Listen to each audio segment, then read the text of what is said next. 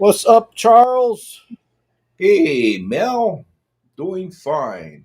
How's your day gone so far? So far, so good. So far, so good. 10 4. Interesting. It's Thursday, bro. Happy Thursday, everybody. Aloha. Welcome. Welcome. I know we're a little bit late than our normal starting time, but we made it before the 7 o'clock hour. Yep. If you guys are on, tell us where you're from. Tell us where you are at right at this moment. We'll share our comments for a little while to see where you guys are at. Aloha.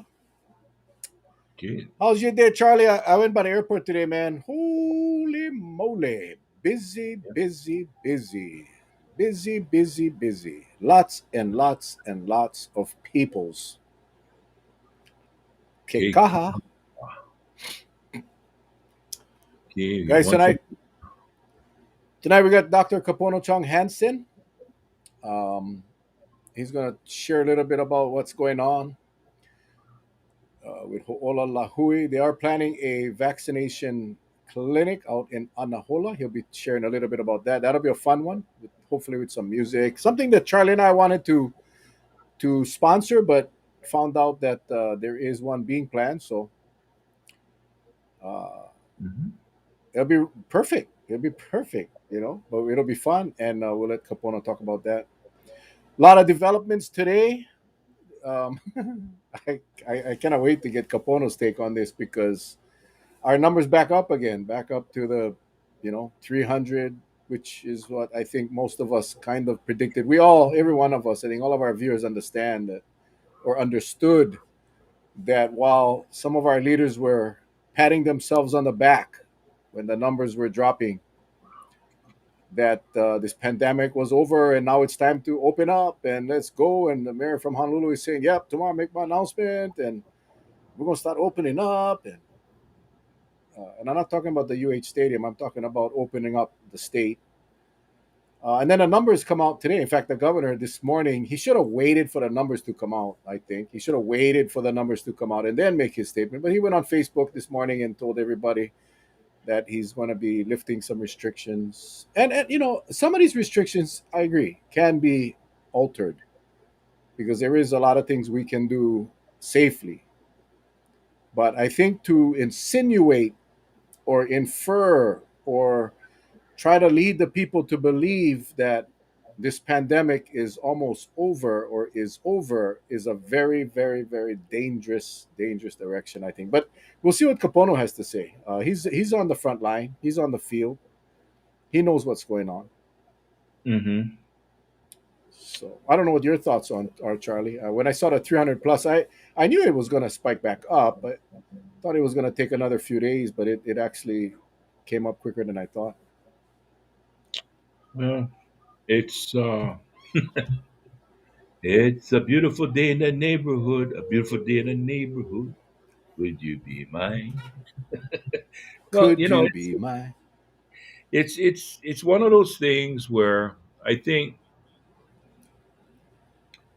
um, Montana? Sorry, Charlie, I don't mean to interrupt, but Montana, Maui, Kekaha in the house. I sorry, I know I'd asked you guys for say where you're from, and I'm not saying it, but anyway, Montana, bro. I think that's the farthest so far.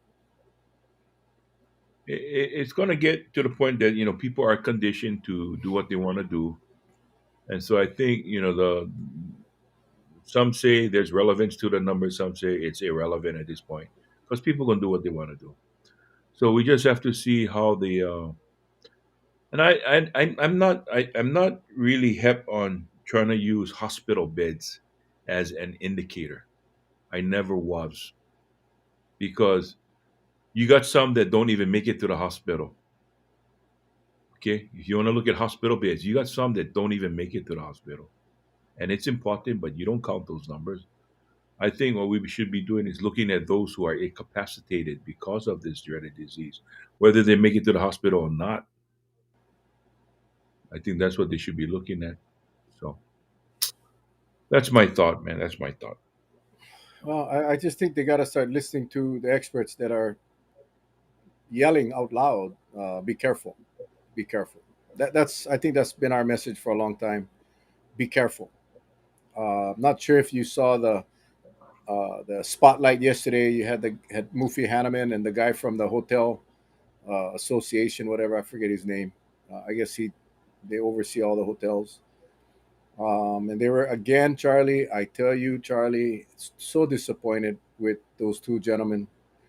Again, same story. Trying to convince. Remember, we saw the Lancet study. We saw Dr. Dworkin. We saw Dr. Tim Brown. We saw Dr. Lee Altenberg. We saw the data. We know the numbers. We know the facts. And yet they come out and again blaming the local residents, bro. Blaming the local residents. That Yep. I don't get it. I guess I do get it. I just cannot. It's hard when you know the people personally, Charlie. When you know, I know Mufi personally. I know Mufi well. I consider him a good friend. And to see him up there and basically tell the world that the hotels are doing a great job and but it's not the tourists, he said. It's not. And we never said tourists. We said travelers. But we also know. I mean, Lord have mercy. Our last fatality on Kauai was a visitor. We Mhm. know that the travel is causing a problem. We've seen it twice, uh, the clear data.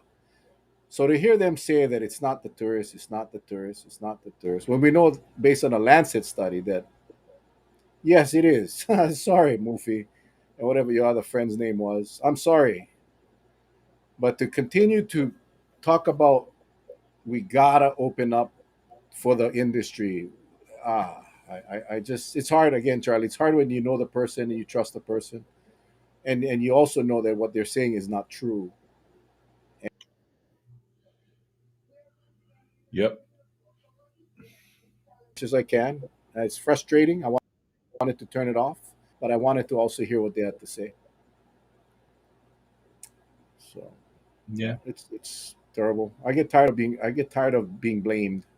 I just get really really tired of ignoring the facts and the data and the science. No, that's what they said.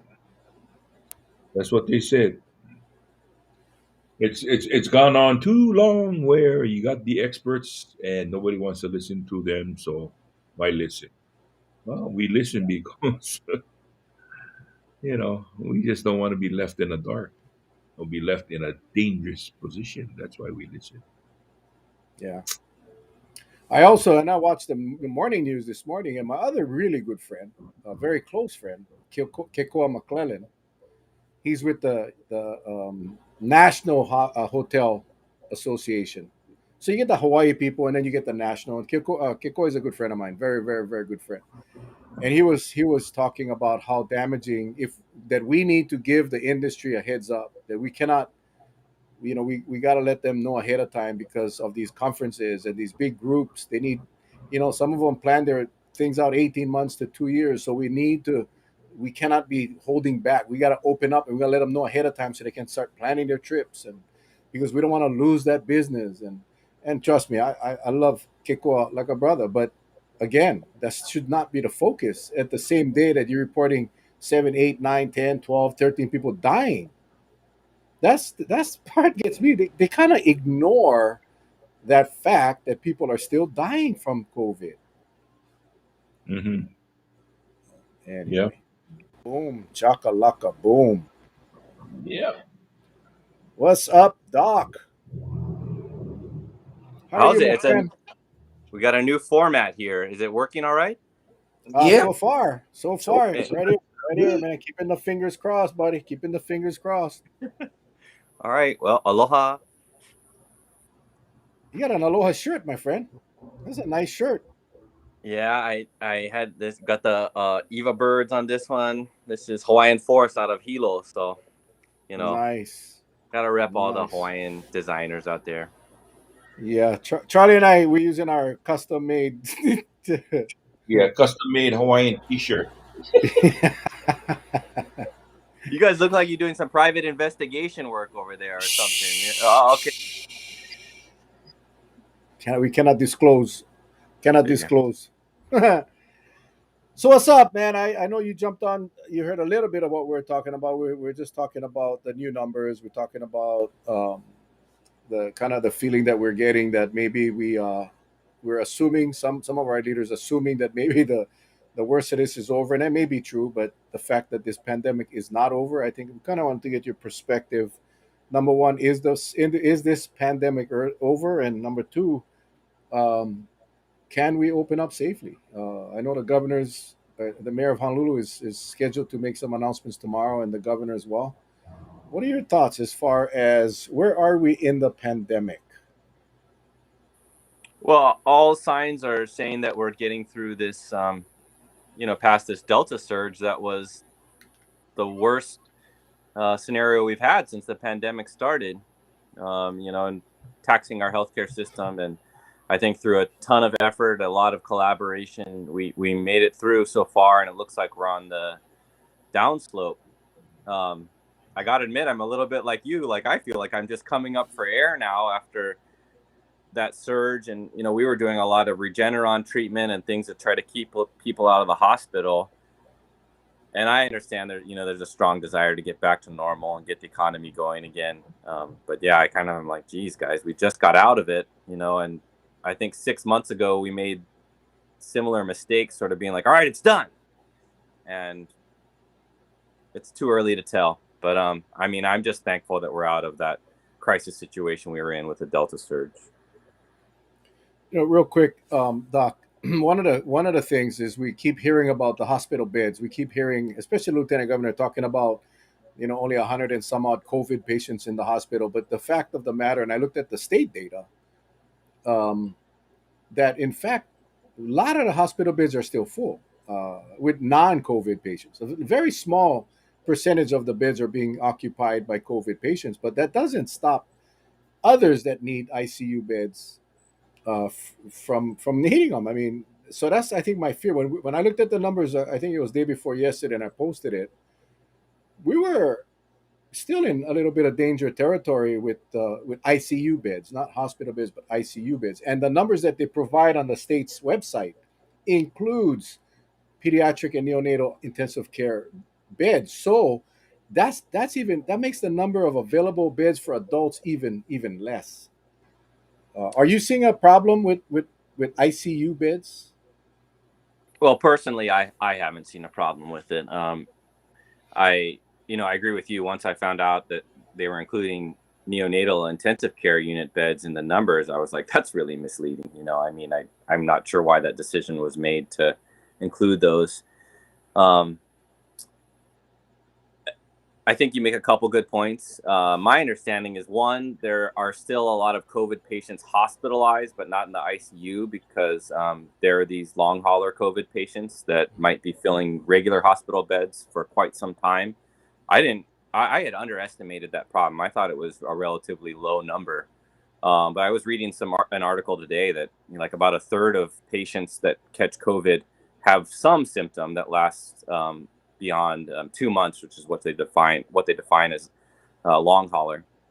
The other part, I think, is that when we were overloaded in ICU beds with COVID, inevitably other problems don't get admitted to the ICU and they get put off. People try not going to the hospital, and so there might be a little bit of that kind of rebound right now of the other problems that under normal conditions we probably would have dealt with earlier, and they probably just have been delayed a little bit and are ending up in the hospital now.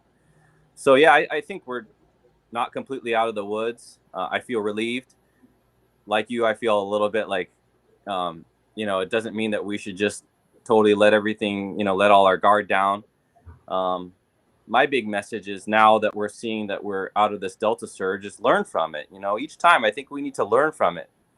The couple things that I think we can focus a lot on is, like, I don't know if you saw John Dworkin's forum that he was on, but talking about travel testing again too, in case this happens again in the future, in case there's another variant that comes out in another area of the world, because globally we're still under vaccinated. So there's still an environment to create a variant like what happened in India that created, well, maybe not created, but where the Delta variant emerged and eventually made its way to Hawaii and impacted our population. So there's still, you know, a chance that that could happen. And if it happens, you know, how do we deal with that situation and not let it become what just happened over the past couple months? And the other part that our community health center is getting more involved in is the schools. You know, so how do we ensure that schools are not highly impacted by this pandemic? You know, still knowing that a lot of children are not eligible for vaccinations, and then also knowing that there's probably going to be eligibility for 5 to 11-year-olds to get vaccinated soon with the Pfizer vaccine. So there's still work to be done. You know, so I think I look at it like, all right, what a relief. Looks like we're out of crisis mode, but okay, let's prepare for the future. And I think we should try to operate under the assumption that something else will happen in 6 months. Probably the natural immunity from Delta variants, and then of course our vaccination rates are getting higher, will protect us over the next few months. But something else could happen. If it doesn't, great. You know, I'm happy that you know, if that doesn't happen, I think we're all ready to be out of this. But I think we need to learn our lessons about counting out COVID before it really is, Paul. Wow. Mm-hmm. Well, you know, I think one of the things, and that's to me, I think it's a pretty darn good indicator, is that there are many out there that still think that this thing looms out there, and like you said, Doc, we just got to be prepared. Because if we were totally confident that we kind of, you know, got past this particular wave of this bad virus, right? Then I don't think they would be promoting the boosters that much. I think everything would calm down. But you know, there's still that there's still that thought process that, hey, I think we better take the boosters because, you know, there's a good possibility this thing can come running at us again, right? And we want to make sure that we're fully protected because, you know, the studies that show that, you know, the efficacy is kind of dipping a little by what number of points, you know, I really don't know, but they do talk about it. And so I think that if, you know, there is a belief amongst the scientific community that we were out of the woods, the promotion of boosters wouldn't be that great, not like how it is now. So I think, you know, everybody is erring on the side of caution, said, hey, let's just be prepared. And when we did talk to Jonathan that night that he was on, I brought up that exact same question. Are we prepared for the next pandemic? And I think some people may have mistaken me thinking that we were done with this one. I said, no, I know this is still going on. But what was his opinion about the next one that comes about, you know? So, but you make a good point too, Doc. You make a good point. No? Yeah. No, I mean, I agree. I think, and I'll post up some comments. One of the good things, Doc, we can do with this platform is we can actually post comments from our viewers. But I think Susan says it's best. We cannot let our guard down. We Mhm. cannot let our guard down. Here's another good one from Adam. Stop spending money on tourism and start spending it improving and expanding our hospitals already so we have more capacity. I think, you know, that's one thing that we should learn from this one, Doc, and I'd love to get your point of view is a lot of the issues doesn't really isn't really the physical structure. We saw when we were at this crazy numbers that we needed the additional support from nurses and doctors and whatever, but it really is a matter of resources and how can we get more beds and staff. And I agree with Adam 100%. I mean, I think we should be focusing on expanding our capacity statewide, uh, because that's what something's going to be sorely needed if we ever get another crazy variant outbreak like we just did with Delta. What are your thoughts? Well, I understand that point. I guess I just want people to understand that it's not easy to expand capacity and then keep it functional when it's not being used. Mm. You know, so you have to pay doctors that are qualified. You have to pay nurses that are qualified to do this kind of care. So I think that that's true in the sense of, you know, you want to have contingency plans, facilities, you know, sort of like have these plans of what you can do if you run into that situation again. But it's difficult to keep Hawaii just ready, you know. Yeah.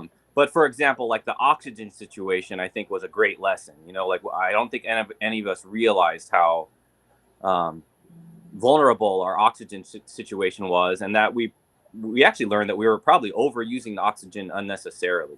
You know, and that was part of how we were able to contain the surge and not have a crisis moment. But an example like that, I think is a good one about how you can increase capacity. But it's difficult to keep the staff that you need around all the time, for what you needed during a surge.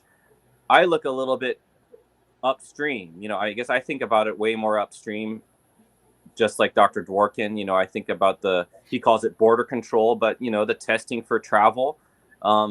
That's the kind of system that I think that we should have in place. The testing and monitoring for schools is something that I think we should look on about having in place.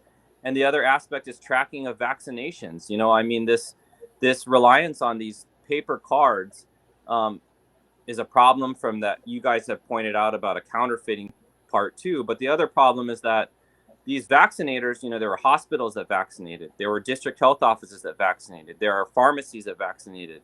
There are community health centers that vaccinated. I'm trying to keep track of when my patients got vaccinated and what vaccine. And it's taking a ton of effort, but there is no centralized database to keep track of vaccinations, which means that as these booster needs roll out, as the virus evolves, as the vaccines evolve, it's not, we don't have a good way to remind our folks that, hey, you're due, and you might not realize it unless you're following following media or following literature. It's really complex because we have 3 different vaccines with 3 different sets of data as far as when boosters might need to happen.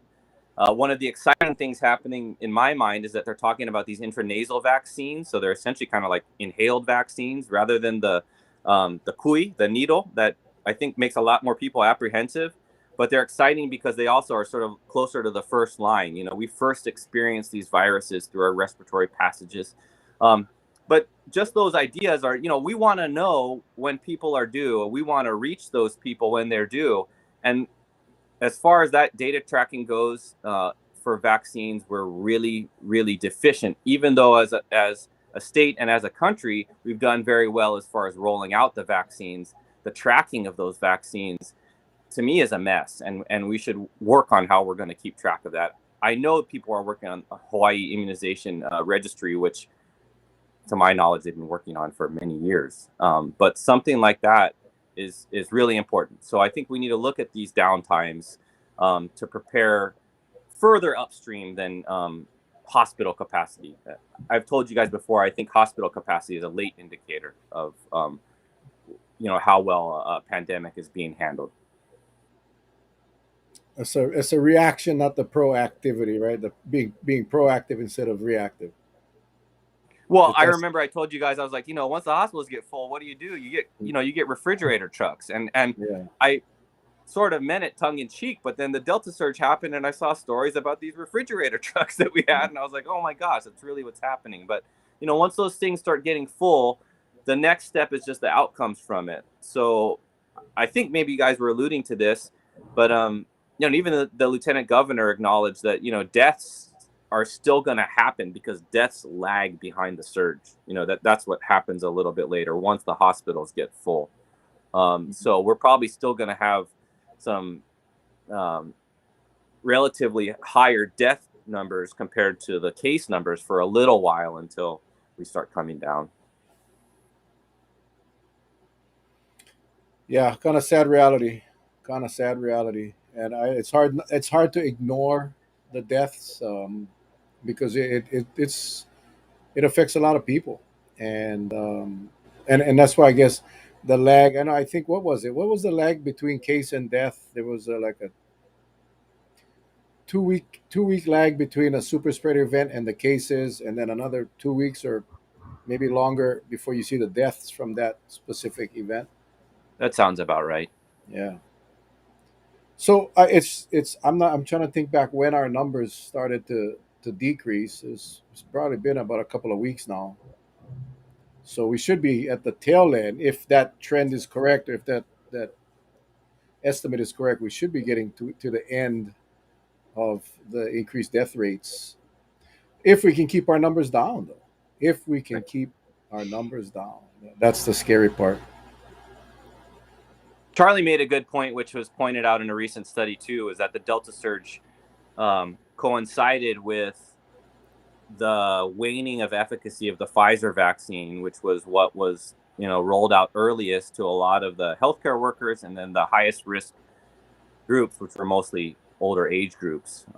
So that whole kind of the rule of thumb is sort of 6 months after your second dose of Pfizer, the efficacy starts to wane as far as catching COVID.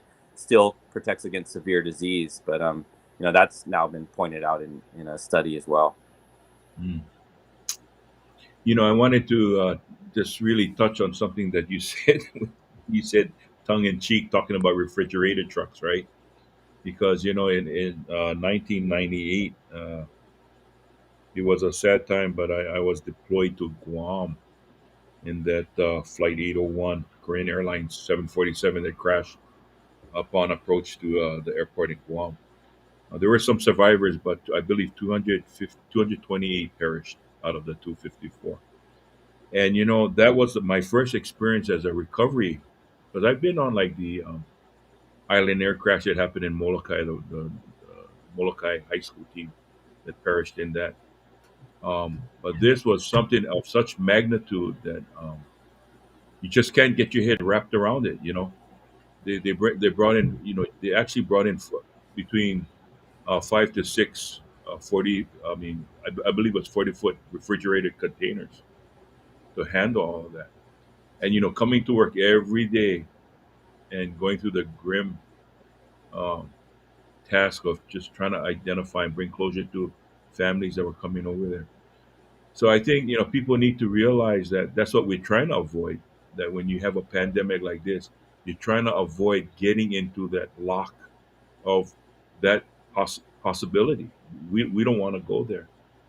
And I guess because it's not an everyday occurrence, people don't think it may not happen. But what if it does? What if it does? You said something that's very important, Doc, and I've always felt this from a long time ago.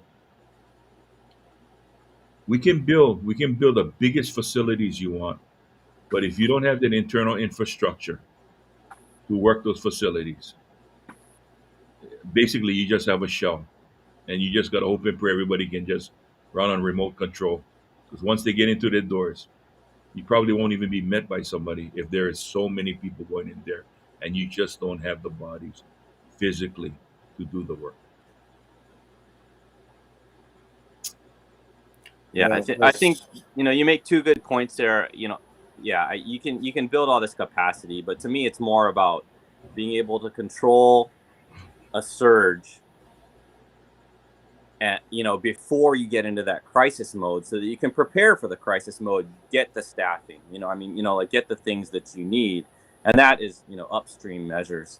The other thing that you pointed out that resonated with me is that like airplane crashes or like 9/11, they make a really big impression on us. It was really dramatic. We remember that. It'll be imprinted on our brains for life.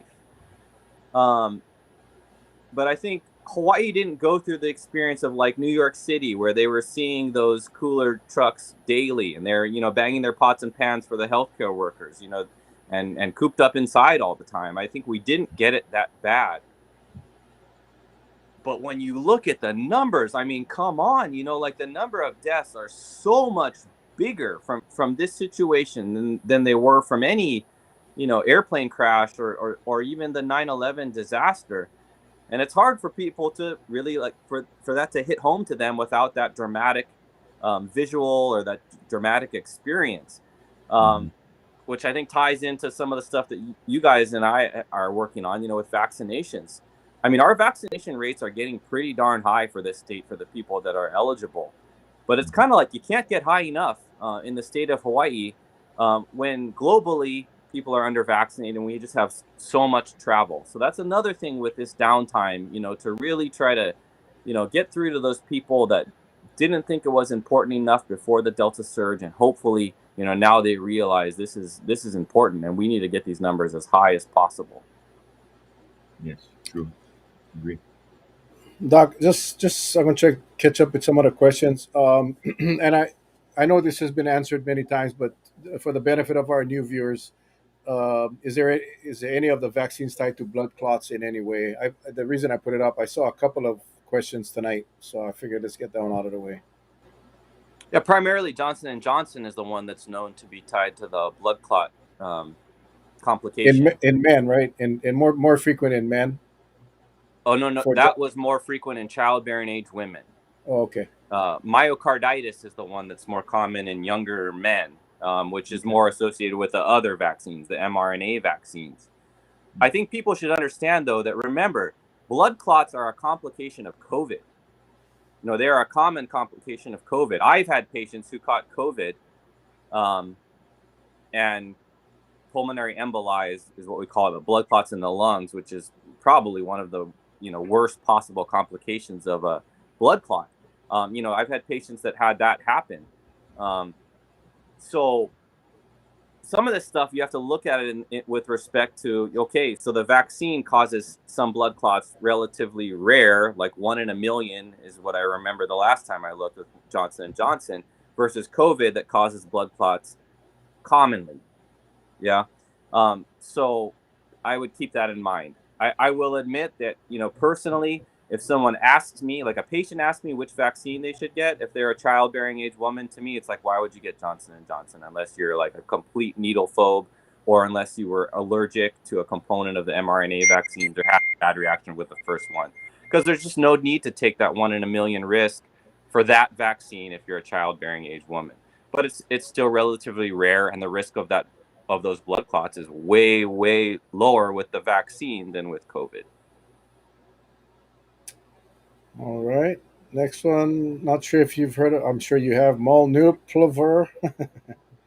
Have you heard about this new treatment seeking FDA approval? It's a viral. You can. I think you can see it better in the on the side, doc, because you can read the whole thing on the screen. You Yeah, can see the sorry. yeah. I'm trying to. Oh wait, yeah, I could read it. I I don't know much about it. I mean, I have heard Okay. that there's an antiviral is kind of what we're looking at coming down the pipeline. Um, I hope it's effective. I mean, to me, that's similar to like Tamiflu that we use, or Oseltamivir for influenza. So, all these things are interesting, and I'm hopeful. I just I just want people to understand that still I think people have this desire to be like, I want treatment. I don't want vaccinations. I want treatment. Like, and and to me, I'm like, why? Like, I don't trust big pharma. I'm like, big pharma makes treatment too. I mean, so I guess like I don't really identify with that thought process, but I understand there's like this strong desire for it. But I mean, for me, I'd rather keep on, upstream, protect people beforehand. And so I'm way more excited about like intranasal vaccines than those pill treatments. But, it's all good, just like Regeneron. I mean, I've been impressed by how effective that has seemed to be. In my clinic, we did about 22 treatments so far. And some of my patients, told me later, like, wow, I feel a lot better. I mean, like, later the same day or the next day. So, I'm interested in all of these things, but I don't have much more to say than what that person contributed. But I think we should be, following along with those, and we hope that there will be more available antiviral treatments for it. You probably heard there's like remdesivir is what we've used before, an antiviral Hmm. treatment for people that are hospitalized. So, we would hope Yeah. there would be antiviral treatments that are also helpful on an outpatient setting um, a little bit earlier on, so we avoid the hospitalizations. Ooh. Are you seeing many patients with long COVID that you are testing for Epstein-Barr virus? Uh, Personally, no. I haven't. I don't see. I don't know. I don't have any patient that believes they have long COVID. I have Okay. patients that have had COVID recently and are saying they're still short of breath, or they're still tired, but none that have sought out treatment. I believe what that person is alluding to is that Epstein-Barr virus can cause like mononucleosis, and Hmm. mononucleosis can cause drawn-out fatigue. So I think it's a decent thought, to think maybe someone who believes they have long COVID could have mono. So I think it's a reasonable thing to think and be tested for it. Usually mono goes away, on its own after a while, but we always worry about there's a problem that you could injure your spleen if you have mono, which you've probably heard that, for young people to get mono, they end up getting held out of contact sports because there's a concern they could get hit in their abdomen and rupture their spleen. So I think it's a reasonable thought. I'm not sure if that person thinks that, long COVID or the majority of long COVID is mono. I would think not likely, but I think it's a reasonable thing to test for if someone's coming in believing they have long COVID or a long hauler for COVID. Hey, Doc, you mentioned earlier with regards to those who may experience some blood clots, and primary reason being it's from COVID. Um, what actually causes the blood to start to thicken in the body? Charlie, it's a good question. I'm gonna look it up right now. I don't know Yeah. exactly what is causing it. Just as an example, though, a lot of Yeah. inflammation tends to cause platelets to increase. No matter what, platelets they're called acute phase reactant, so they react during infections. So, I could see that playing a role, but let me check really quickly and see if I can get you a better answer. Okay, because I'm still going back to when my brother, that was one of the things they said on his report, that his blood had thickened so much that when they tried to dialyze him, it it just gunked up the dialysis equipment, and it was constantly changing the filter, and that treatment had to abort because it was almost as if they were racing against time, and it was just a mystery of why basically his entire body was just, the blood was just thickening in him. And so when we heard that as a family, we kind of said, this doesn't look good because I've never heard of it before. And of course, the end result was what it was.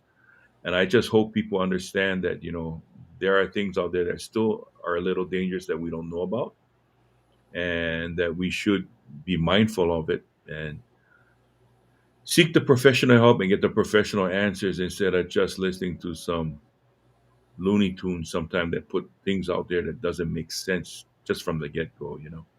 So that's the only reason why I was asking.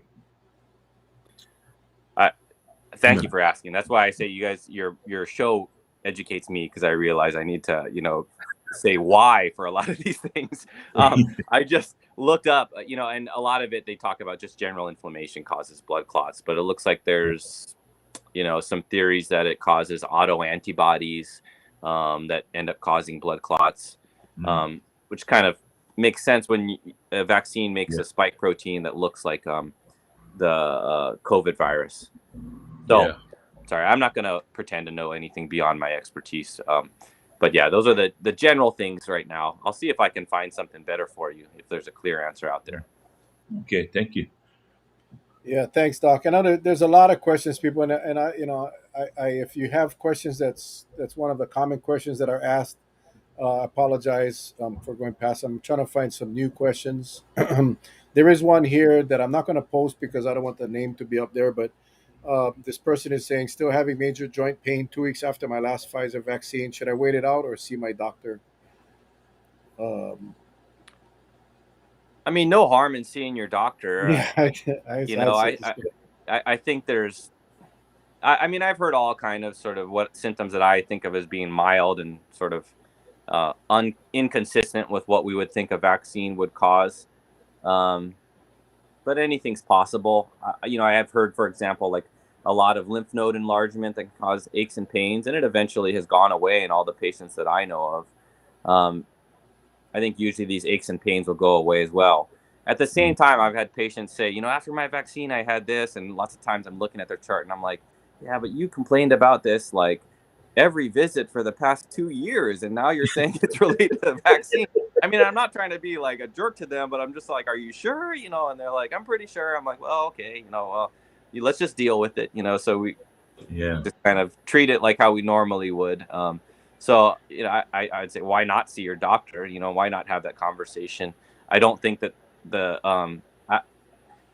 it's not a usual side effect of the vaccine, and it's not like we're all like, okay, when you get muscle aches after the Pfizer vaccine, we got this for you.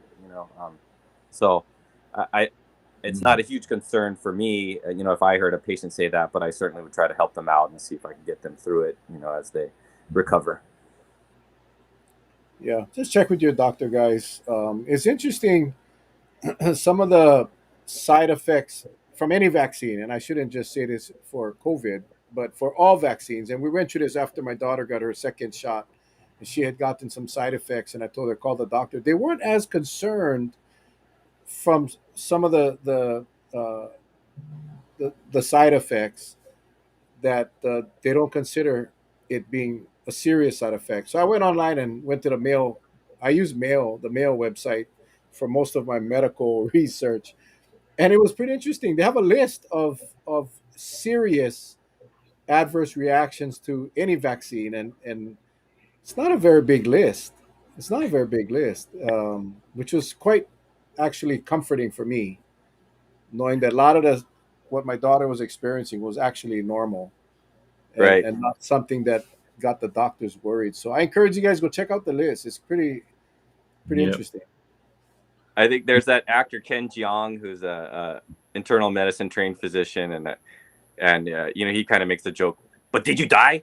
Like so as long as you could die from it, so as long as you didn't die, that's not severe. But I mean, that's kind of sometimes the way we look at it. Not that we don't care, but a lot of these things that people feel are significant to us are mild, and you're going to get through it. And we're here to help you get through it. But we're just happy that you are now protected against COVID and aren't going to pay the price for being unvaccinated and catching COVID.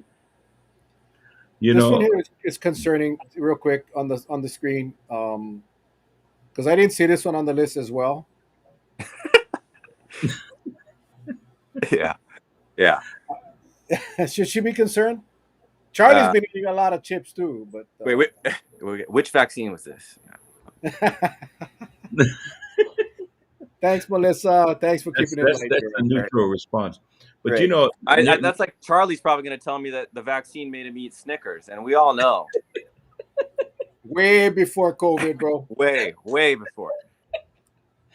well, I like to say that about 6 years ago, I did my regular routine yearly flu shot, and that was the worst time. I don't know what happened, but I didn't get spooked. I just had to step back and tell myself, what started, because when it started to come on, you kind of feel a little, little uncomfortable.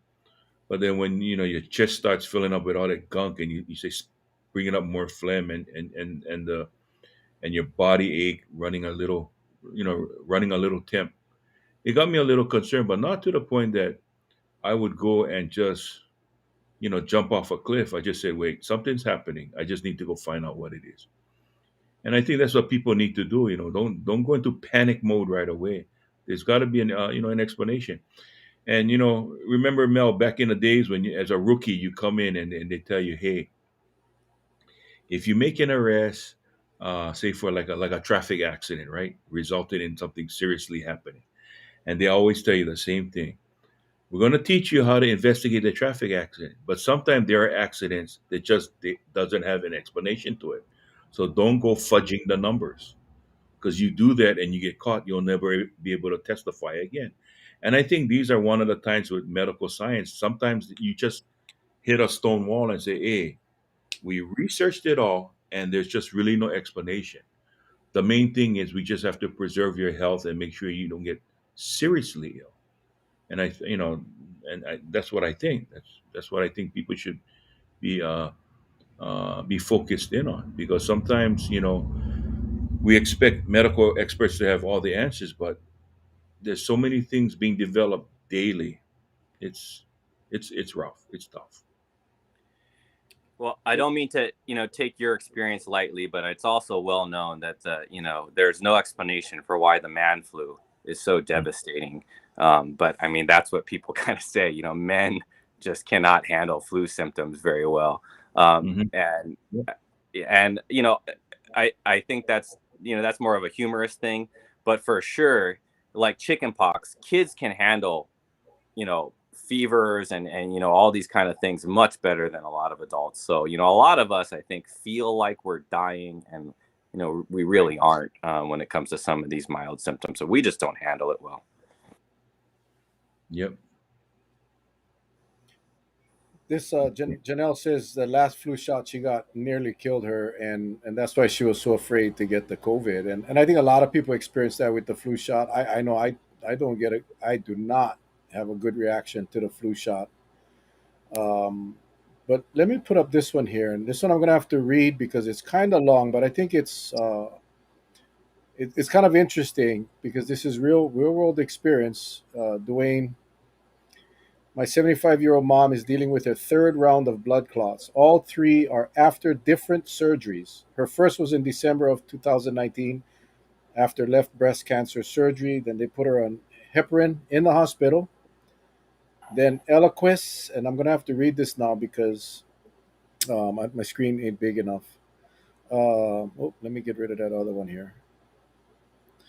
Um, they put her on heparin in the hospital, then Eliquis for home. She was diagnosed in uh, November 2019 with NMDA antibody receptor encephalitis and get monthly IVIG infusions of Gamunix C. Mom had her COVID 19 vaccine shots back in May and June with no side effects. So the question is, are people that get COVID 19 that get blood clots, are they put on heparin and Eliquis for life after the hospital stay? I don't think so. So usually not for life. And Okay. then, well, so just keep in mind that heparin issue with the Johnson & Johnson vaccine is another thing that doctors are cautioned about. So it's not always heparin as the answer either.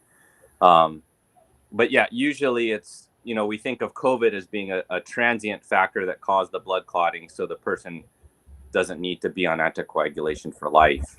Um, from what I've read, it sort of encouraged us to handle those situations just like any other serious blood clot, which usually means that people stay on anticoagulation for 3 months minimum, maybe 6 months.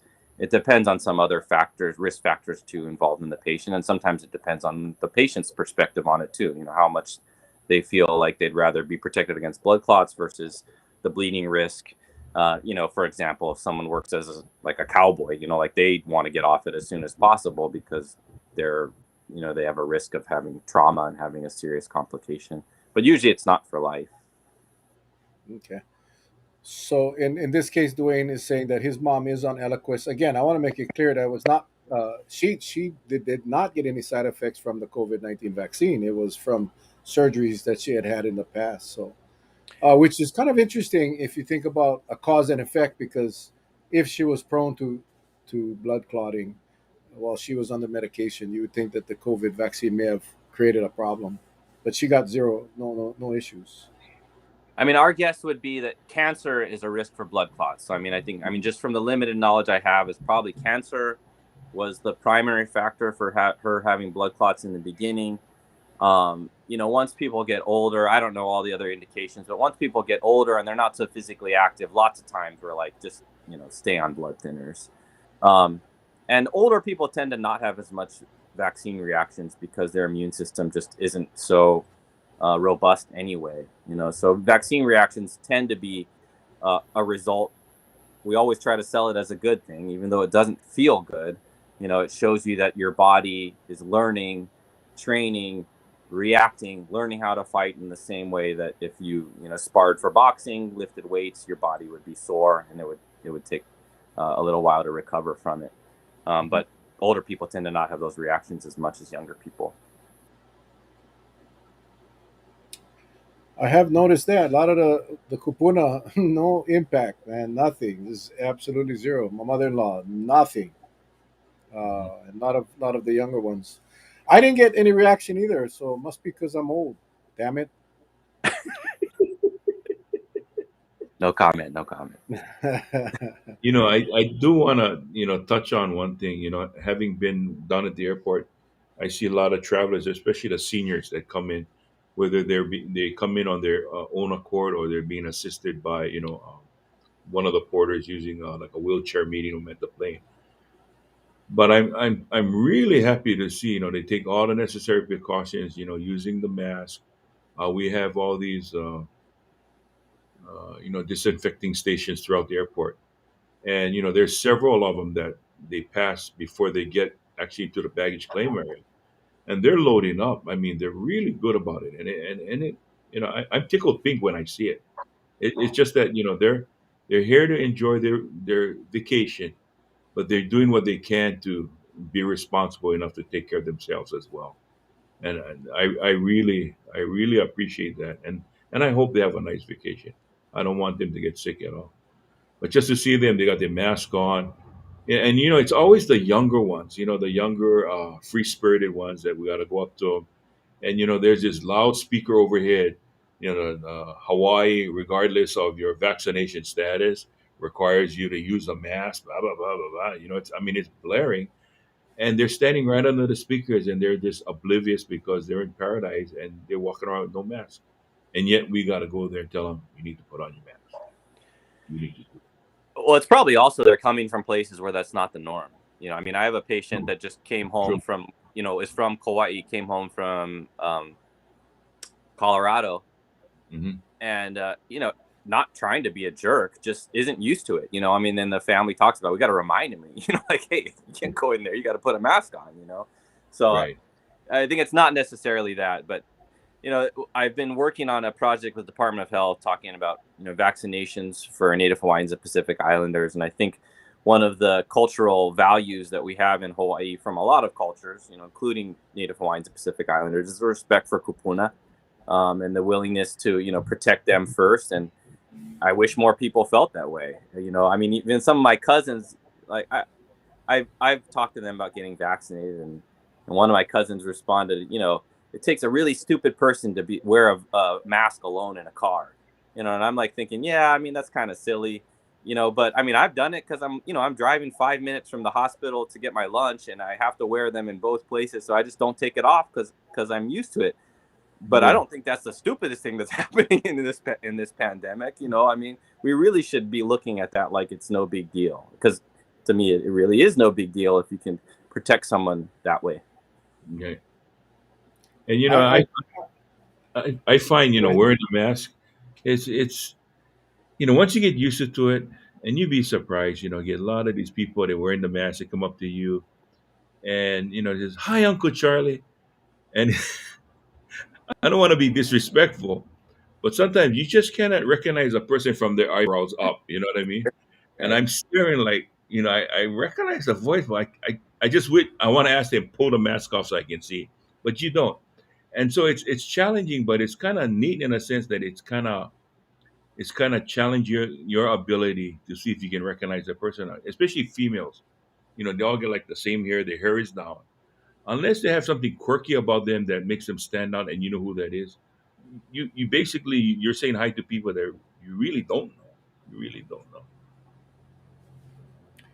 Yeah, I more times than I want to admit, I just find myself, oh my God, I got my mask on and I'm driving alone in my truck. It's just a habit now. It's become a habit. It's automatic.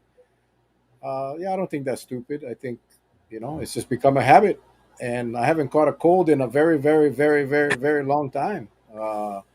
So I think the mask is a good thing. Hey, Doc, we got about 10 minutes or so. You mentioned the Native Hawaiian community, and you guys you're part of a group planning an event for Kanui Kapono Charter School out in Anahola later this month. If you have the info, you want to share it, this would be a good time. Yeah, let's talk a little bit about that. um I wanted to give a little bit of a um, preface to that. Part of why I was in this conversation with my cousin is that I found out recently that my ancestor, who's my great great great grandfather, Samuel Manaiakalani Kamakau, the Hawaiian historian who wrote Ruling Chiefs. If you look behind me, That one is my great grandfather, Joseph Kamakau. That would have been his grandfather.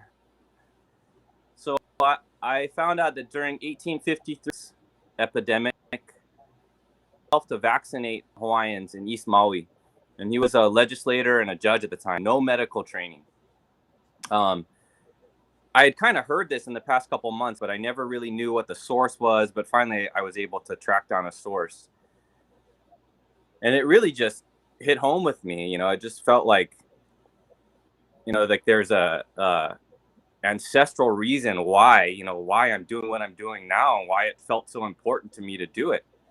You know, and he talks about the experience there of, he estimated, you know, losing half of the people in his community to smallpox, and 7 out of 8 of the people who caught smallpox dying. And then in 1854, the Hawaiian Kingdom made smallpox vaccination compulsory, and I was reading that as well. You know, and it was for babies as well, to, you know, try to start as early as possible. So that was one thing that I'm supposed to be working on a PSA. I want to get that information out to the Native Hawaiian community. I think there's a whole feeling that we should be skeptical of all vaccines, of all government recommendations. And that's just not our history. And it's not my history through my family. So I wanted to share that.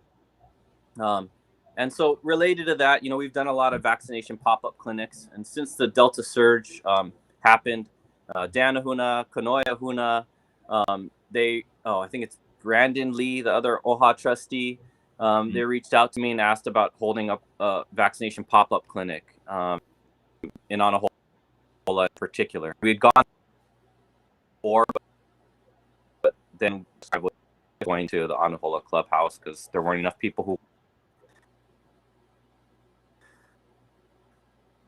Sadly, Anahola passed from COVID recently, and I kind of was a wake-up call to the community in particular over there.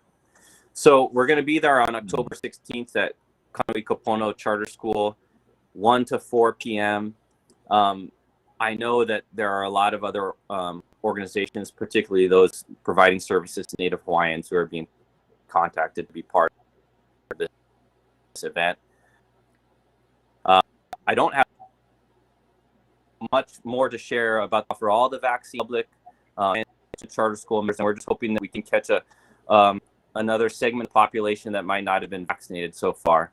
And Mel, I think you're going to be joining us too, so maybe you can tell us if you know any more about it. But I'm excited about this opportunity, and we're planning on returning there every 3 weeks until the interest starts to wane there. So I'm excited to be there. And October 16th, 1 to 4 p.m. Be there. Oh, I should say the vaccine hotline, 938-0938. You know, if you call it just to let us know, you'll be there. And if you know what vaccine, it'll help us to just know the general numbers, but we'll take walk-ins too. Okay. Yeah, Charlie and I had planned to do a vaccination clinic and do a show on the road, and contacted Kapono and Dr. What is now? See?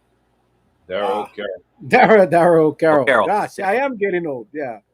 And see if they would love to, you know, get a couple of our fan favorites and have them come and be at a clinic. And unfortunately, then Dr. Kapono mentioned to me about the Anahola gig. So no sense do a duplicate. Just join them. So yeah, I will be reaching out with Kanoi, and Dr. O'Carroll unfortunately cannot make it on that day. And Charlie will be giving out pumpkins in Waimea or Kikaha, right, Charlie? Yeah, on the 16th. Yeah. The So neighborhood Charlie, Charlie will be remote with me, and he will be doing his civic duty out there, giving. Yeah, it's a wonderful event as well out there in Waimea. It's a huge event every year. So October 16th. What time was that, Charlie? I know. Okay, I was just I might chime notified. In. We might. Go ahead. Yeah, Mrs. Iona said that She needs to drop off 50 pumpkins in bags for you to take to Anahola. Oh, Yeah, yeah, we're working with it on Queen Liliuokalani Trust. okay, So when you can go do. over Oh, there, they'll have some pumpkins there. Well, I Okay, just good. wanted to mention we are going to be at Kikaha Neighborhood Center this Saturday doing same thing, vaccinations from 9 to 11. So, we're our weeks are a little bit off with the pumpkin drives, but we'll be there on the 9th from 9 to Mhm. 11 at Kikaha Neighborhood Center. Then the 16th, we're going to be going to Anahola. That same day, the 16th on Anahola, though, we're going to have another team at Kamakani at the community hall near the post office again. So that's our regular rotation now. yeah, I do want to take this time, Doc, to thank you and your organization, Ola Lahui. I've been to a couple of those clinics, very successful clinics. Your team has been all over the island over the last couple of months, and just thank you for doing what you can to get people vaccinated and educated. On the 16th, I'm assuming, I'm hearing anyway, there's going to be some music, some entertainment, some food. It's going to be a safe venue for those that want to come in and get their vaccinations. So you'll be hearing more about that in upcoming shows, as well as the Waimea pumpkin giveaway as well. I love this time of year. We're coming into Thanksgiving. We're coming into the holidays. It is a time of giving. That's exactly what this time is. Somebody suggested that we do a melon, like a melon, Charlie. You see that? Yeah, Yeah, you see that? Gotta start to plan a melon Charlie, which would make me the melon, and Charlie would be Charlie, and we would have a melon Charlie Halloween show. Mel, I rather you be the melon than a felon. Okay, Good point. Good point. I'll take a melon Yeah, any day. man, Any. Charlie. Remember last year we did the Halloween, the costume contest. I mean, man, we've Yeah, been doing this damn thing too long, guys. It's we yeah, gotta get past this, man. We gotta get past this. yeah, Hey, I got a So notification of it was a year ago that I was on here with Dara and Tommy Waters, with Dr. O'Carroll and Tommy Waters. I was like, wow, really? But yeah. yeah, I was going through my YouTube channel and looking at all of the people that we've had on over the last 2 years. We've had some amazing guests, some amazing guests on, and so many, and everyone had everything. Everyone had the same thing in common. Yeah, they wanted to share with our viewers, Mhm. and it's just we will keep this thing going as long as we can. But we always appreciate your time, Doc. Always, you're one of the most requested guests on the show. I'll be honest. It's like when is Kapono coming back? Why not give Kapono your password? So we don't really need Mel and Charlie. We can just talk with Kapono. Let's just have the Kapono show. Okay, shoot, fine.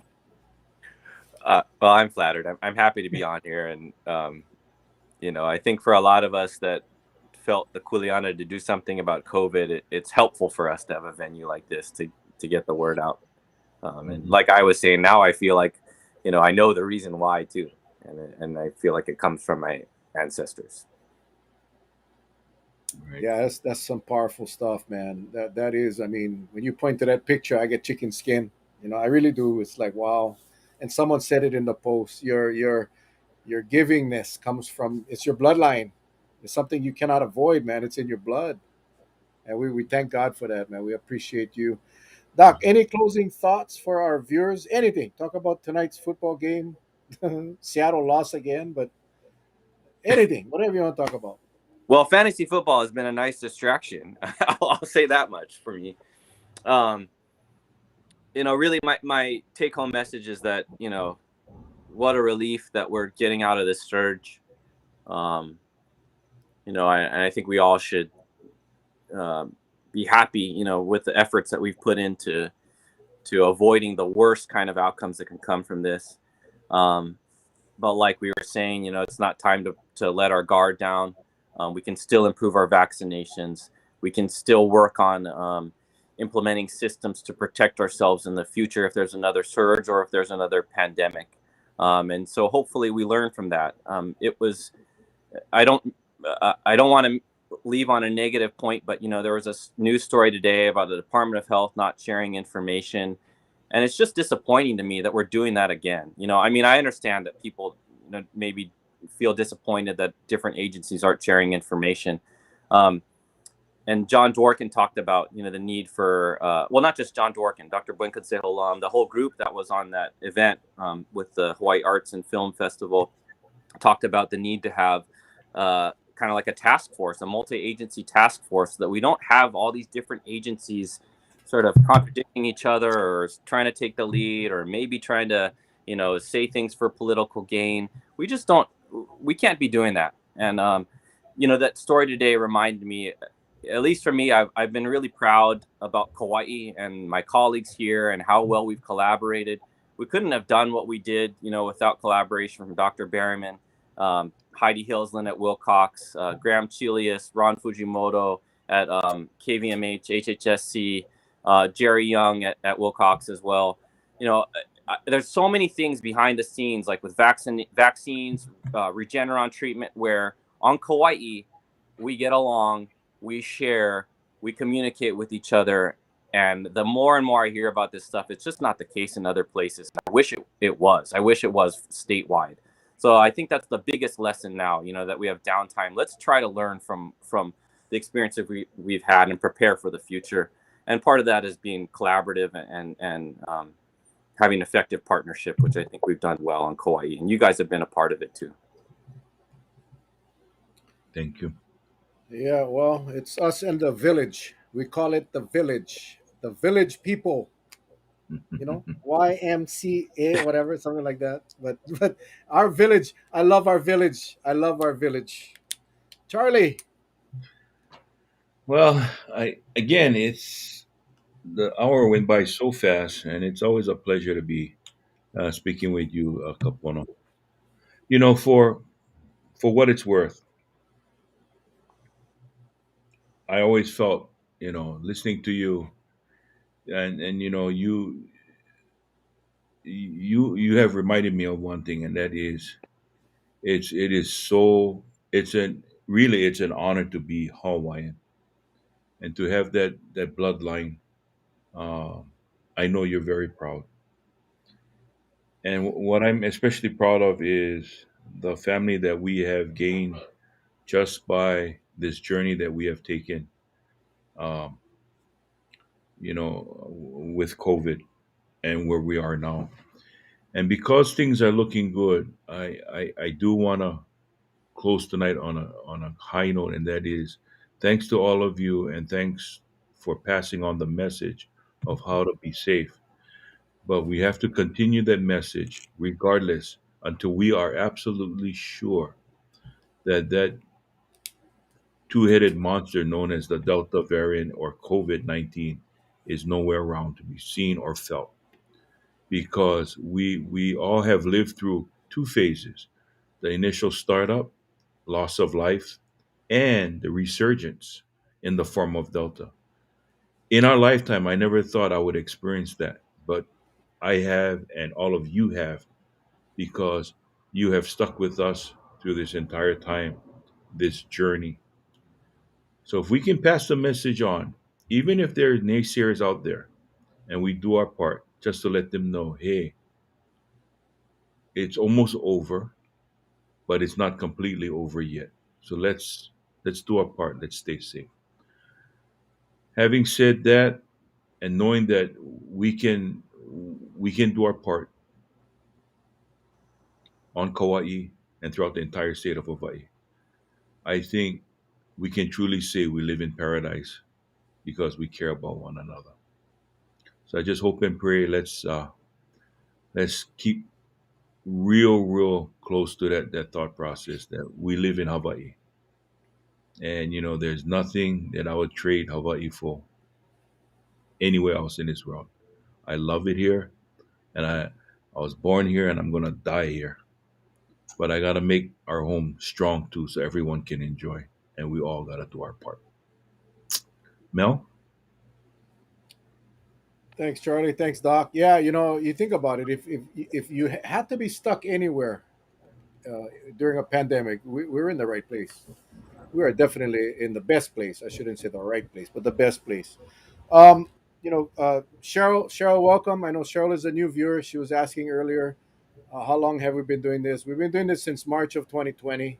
For all of you, I know we got a bunch of you watching on YouTube tonight.